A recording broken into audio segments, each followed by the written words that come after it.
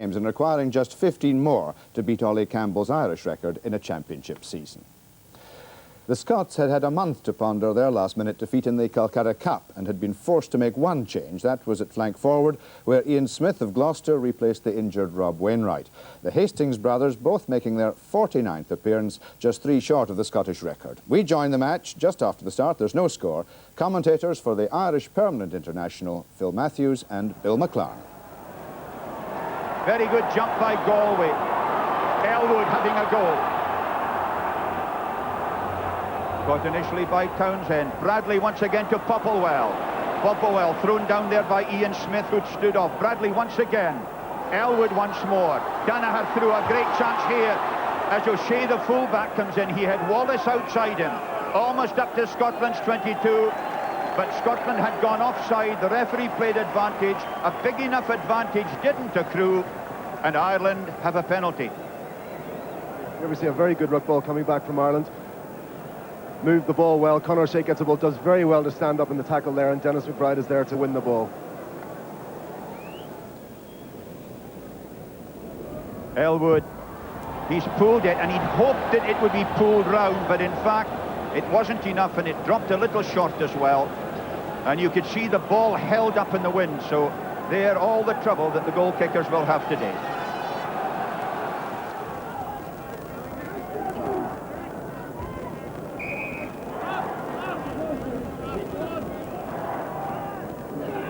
You can see it's a real battle going on.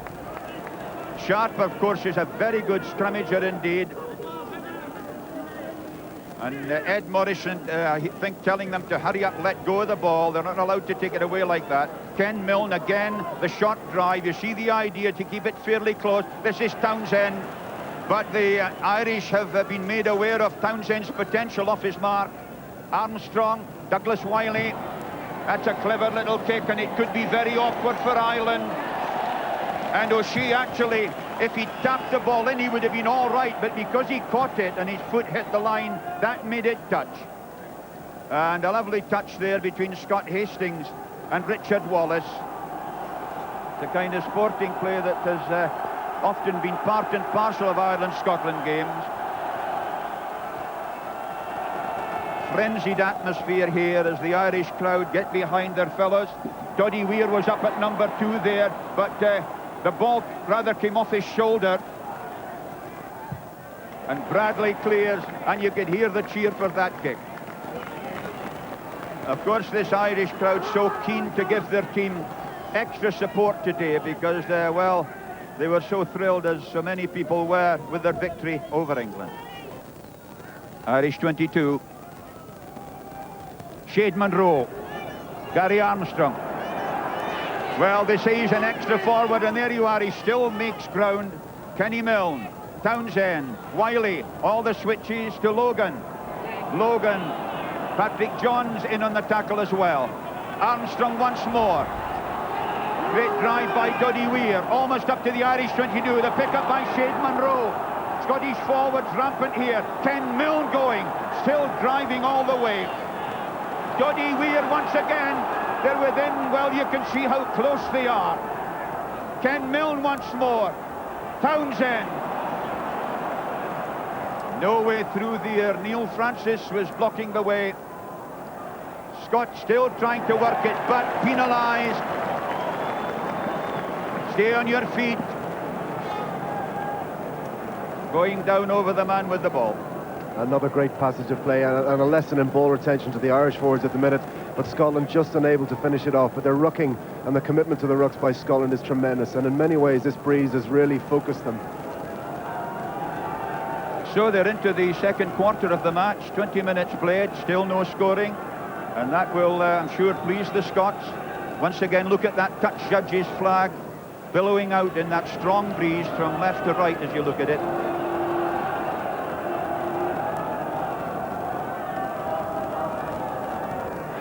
Taken there by Francis, who's had a new lease of life this season. And that's the Irish rolling maul. You notice how they took it to the left, then they swung it to the right, and now it's Bradley.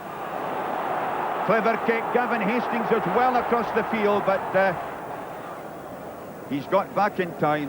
You can just hear the crowd on the far side on that left wing where Simon is. Anytime the ball looks within a yard or two of him, the crowd are on their feet, they're roaring, and they really want to see the ball into Simon's hands.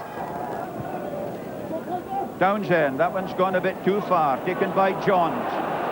Johns, put down there by Peter Walton.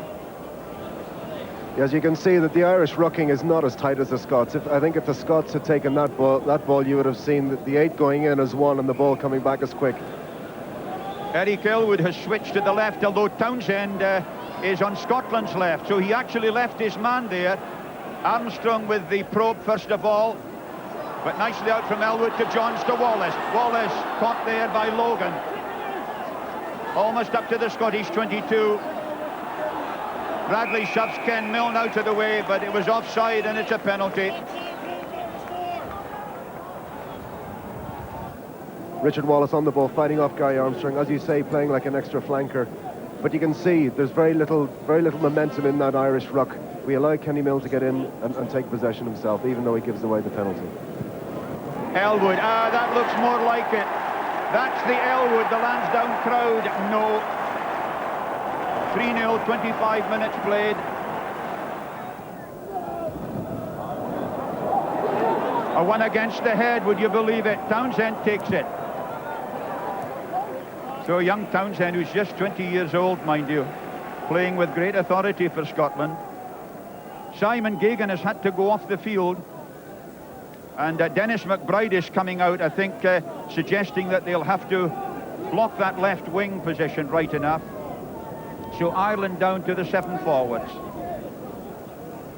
Doesn't matter, Neil Francis has made another lovely catch. Clohessy goes in to sweep it. Now it's Bradley to Elwood to Field. Field back inside to Wallace. Great tackle by Ian Smith there. That was splendid by him. Bradley once again to Elwood. Out to Popplewell. Popplewell half tackled initially by Milne. Walton put him down 10 metres from Scotland's 22. And the referee's arm is up for a penalty to Ireland. Or is he telling them something else? Anyway, Ireland still driving. But he's given the penalty right enough. So we're almost up to injury time, and Ireland have changed their kicker. Conor O'Shea, the left-footer, and he has scored 21 of Leinster's 72 points in the Provincial Championship this season. O'Shea then, he seems to have struck a beauty off the post. Walton with the pickup. He didn't trust a kick, he made the drive instead. And Scotland have won the penalty this time for going over. But that really was hard luck for Conor O'Shea. I think that may have been his first kick in a major international match. It's his 5th match. And it really was a beauty. But the wind ruined it. Neil Francis at 4. Taken by Armstrong. Armstrong pushes off Johns into the 22. Armstrong. Johns got him eventually. Smith was in there first. And the Scots are smuggling. That's the Irish 22 right in front of the post. A loud blast for a penalty for deliberately pulling down the maul. This little fella, Gary Armstrong, is having a tremendous influence so far. Michael Galway there, and Peter Clohessy. Gavin Hastings to tie the score. Hastings then straightened through. They're all level at 3 points all, and they played 2 minutes of the second half. Gavin Hastings also hoists his 450 points in CAP internationals. 4-5-1 to be correct, in 49 international matches. 3 all. But although there hasn't been a try yet, it's still an enthralling encounter. There's Scotland having slightly the better of it. Knocked back there by Francis. Popplewell was caught inside his own 22.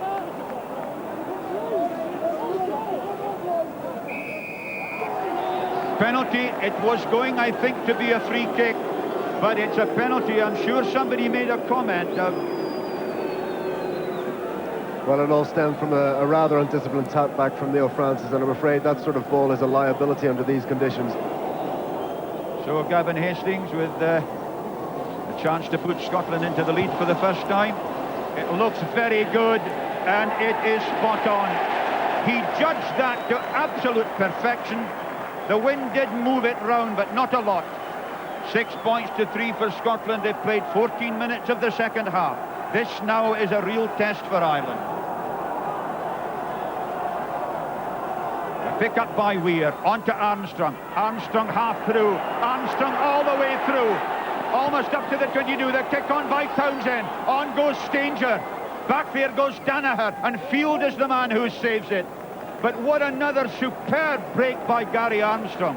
He's just taken this game by the throat for it. He certainly has. Here we see him breaking. Doddy Weir takes out Brian Robinson, but Brian Robinson does well, but he just can't make it.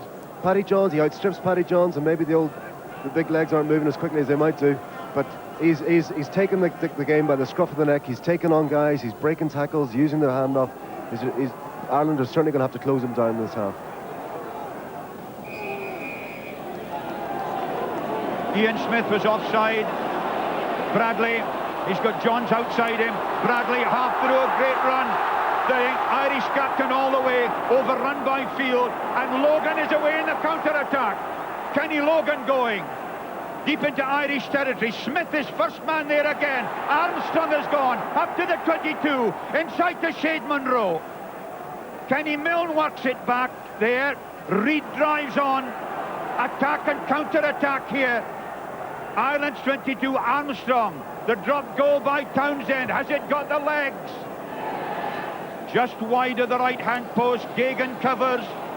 Good bit of running by Ed Morrison as well. Gagan ready to take a quick one, but I think the whole of Ireland was saying, please don't. Shade Munro got hands to it. Bradley, Elwood. Gagan going. He's so electric. Is it like a mad tsetse fly sometimes? A real chance here to Danaher to Field. Out to Wallace. Wallace is past Logan. Wallace still chased by Townsend. Up to the 22. Back inside to Field. A magnificent run by Wallace. And Ireland looked as if they'd still won it. Terry Kingston is so disappointed.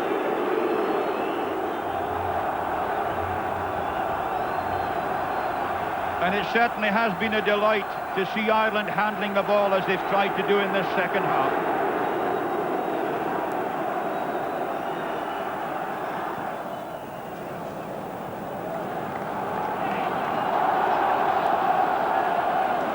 That's not a Welsh spectator in there, is he?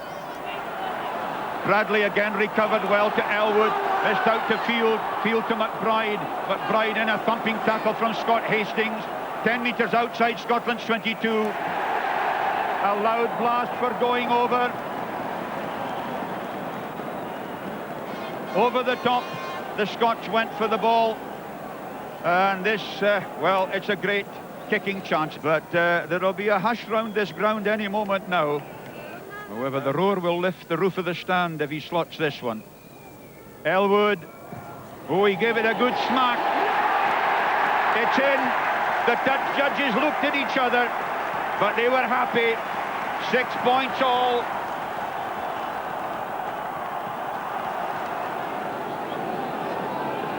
That's the Irish 10 metres line. And there, the Iron Man, I call him, Ken O'Connell of Sundiswell, who's already had 2 caps. Doddy Weir got it back. Armstrong to Townsend to Wiley. And that's Peter Walton, the big Northampton, loose forward. Knocked back there to Elwood. Elwood to O'Shea. O'Shea to Wallace. Wallace in his own 22 still. Caught there by Ken Milne. Nicely laid back for the Irish. Bradley once more. Out to Danaher. Danaher. This is like 7-a-side rugby. That was Galway driving, but the ball had gone forward in the tackle. But this is lovely rugby football now. They're defying the elements. And I don't think I've seen Ireland handle the ball as much in an international for quite a while. It's exhilarating stuff to watch.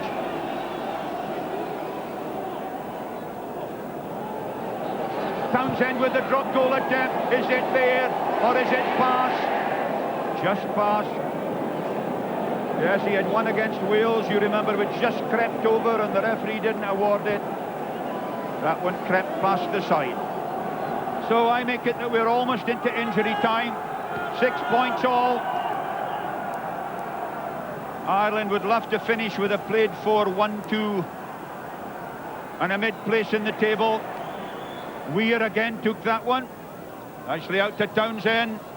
That's a long one past Kagan. Now if he catches this, and I think he has. Oh, he's just touched the line. He was a bit unlucky. Brian Capsule, the touch judge, says that he just touched the line and the ball was in his possession, and that is touch.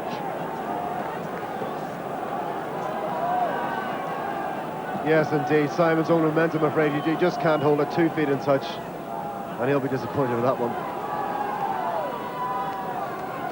Milne to throw. Doddy Weir. Closing the gaps, Green. It's a free kick. Can't kick direct. Ken Milne takes it quickly. You notice the very low body position, as I was telling you, to try and get under the net at training. Gary Armstrong. Very good tackle by Neil Francis. They haven't retired far enough. It's still a free kick. Ken Milne going, the feed on to Sharp. Inside Ireland's 22, Gary Armstrong to Townsend. That's a nasty ball for O'Shea. Gavin Hastings was up in the line there as well as Tony Stanger. The referee's whistle goes for the end of the match. And it finishes in a draw of 6 points each. And although there was no try, Philip, it's been an enthralling game. Yeah, particularly those last 10 minutes, Bill, but I would have thought that Scotland would be coming off this pitch slightly disappointed.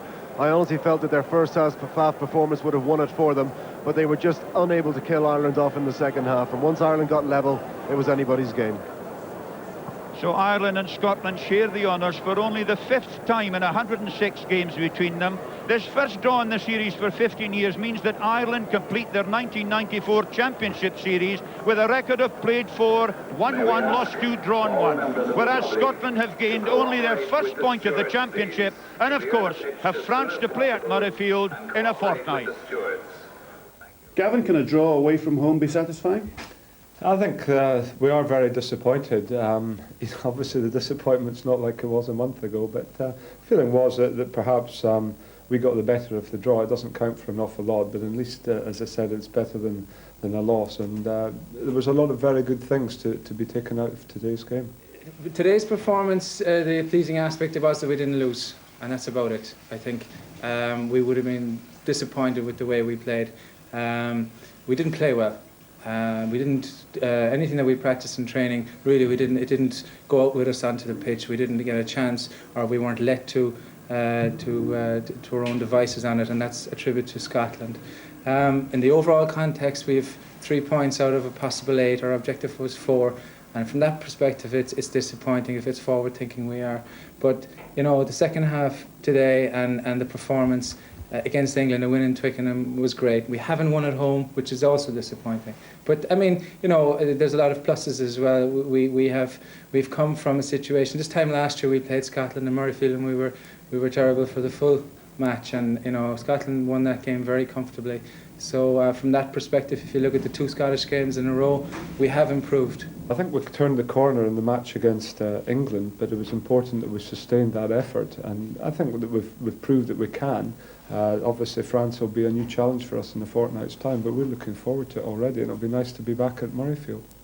Well, draws are mercifully rare in the Championship, but Hugo, it's never a satisfactory outcome, is it? No, it's not, although I think Ireland were probably happy at the end of the day. I think when they look back on it, they'll be disappointed, because they didn't really start playing until the last 20 minutes. You know, whereas at Twickenham, they were tight, they were together, they were driving, were people fighting to get to the ball first. Yesterday, they were sitting back and waiting for things to happen, and you know, they were slapping line-out balls. It became very loose. And it was just really only in the last 15-20 minutes, when they won some ball going forward, when they tried to move the ball wide, that they really looked like the side that I think that they're getting to. John, at least it's a point now in the bank for Scotland.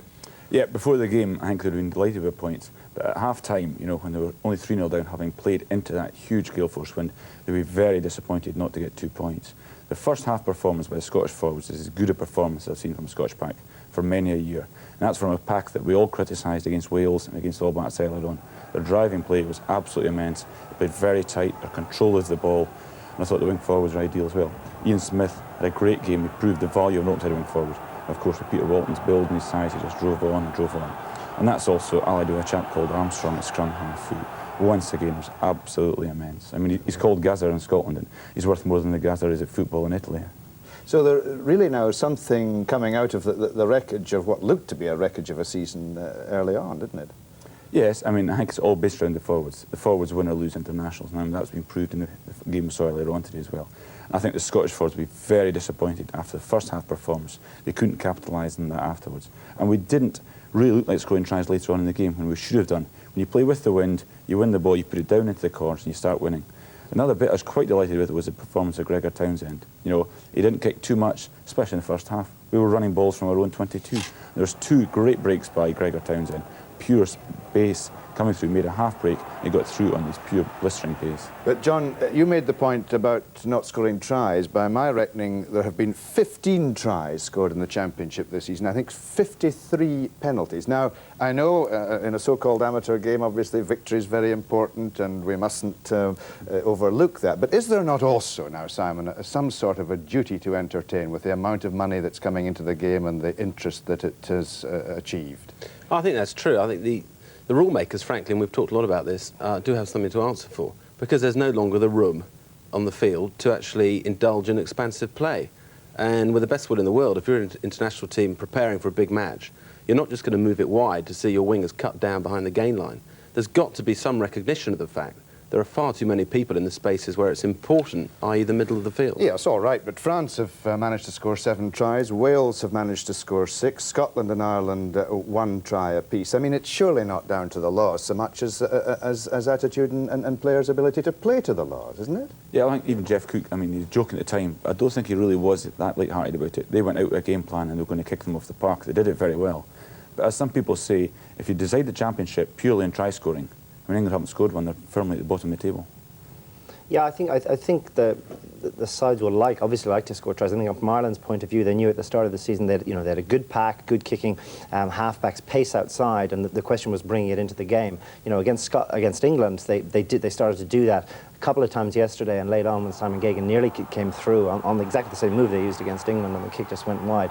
You know, I think they know that, they're not going to win just games with penalties, because if they're going to be a side that are really challenging to win something rather than being disruptive and difficult, which is their ambition, they're an ambitious crew, they're going to have to add that to it. Simon, I can't let you go one final point. Of course, everything is building up to the last match of the season.